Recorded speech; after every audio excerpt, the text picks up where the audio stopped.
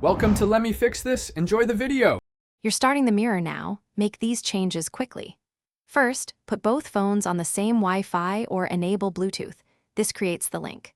Once done, open the source phone's cast or screen mirroring control and enable it. Then, switch the receiving phone to visible or receiving mode and grant required permissions for screen capture and audio. You do this because the OS blocks background capture.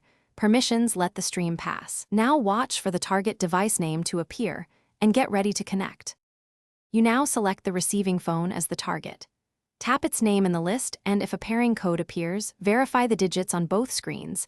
This prevents accidental sharing. Once accepted on the target, choose audio routing and display quality. Higher resolution uses more bandwidth, so lower it if the stream stutters. If the phones are different platforms, you may use a compatible app, Miracast for many Androids, AirPlay for iPhone, or a third-party relay app that bridges protocols. Make sure both apps are updated. You're close to finishing. End the session from Quick Settings or the casting app and confirm the target stopped receiving. This prevents accidental continued sharing. Then, tweak display scale and orientation on the receiver and route audio correctly. Some receivers mute by default.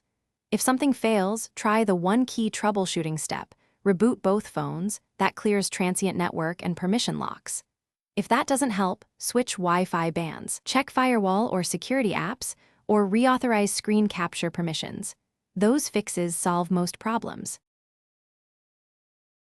Thanks for watching. If you found this helpful, don't forget to like and subscribe.